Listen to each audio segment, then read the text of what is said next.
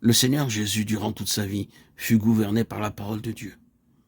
Combien il était donc nécessaire pour lui de marcher selon l'Esprit afin que la parole de Dieu soit accomplie. Or, qu'est-ce que cela signifie? Prenez par exemple l'Ancien Testament. Supposez pendant un instant que chaque déclaration de l'Ancien Testament était constamment présente dans la connaissance mentale du Seigneur Jésus. Et que lorsqu'il allait faire quelque chose, il se référait à son manuel et disait « Maintenant, ferai-je ceci ou ferai-je cela ?» Que dit l'Écriture au sujet de ce que je dois faire?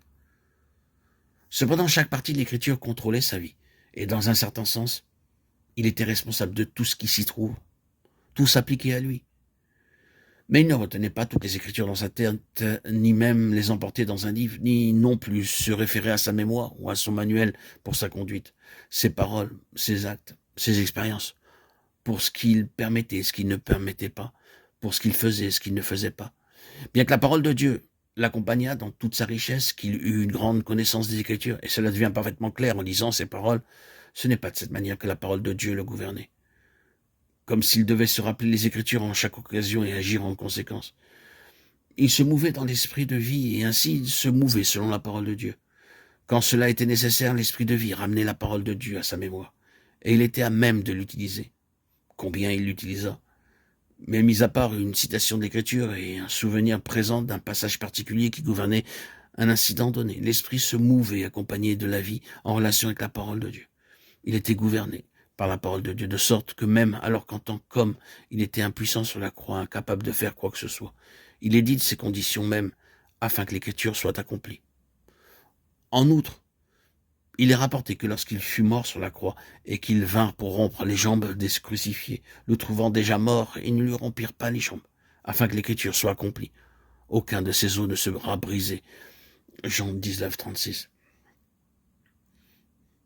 Cet homme se trouve pour toute chose sous le gouvernement de la parole de Dieu, en raison de l'esprit qui le possédait, le dirigeait et en prenait la responsabilité. Je peux y voir un danger, je vais sauvegarder ce que nous disons, mais insistons en tout premier lieu sur cette loi. Si nous marchons sur l'esprit et nous nous mouvons selon la vie de l'homme céleste, nos vies seront régies sur la parole de Dieu.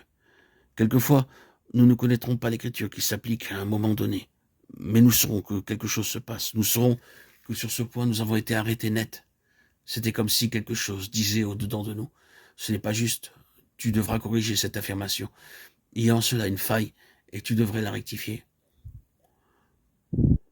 Combien de fois nous avons connu cela? Après coup, nous avons découvert où nous étions trompés. L'esprit de vie ne laisse pas passer ce qui est contraire à la parole de Dieu si nous marchons selon l'esprit. Assurément, ceci devrait être pour nous un grand réconfort et une grande aide.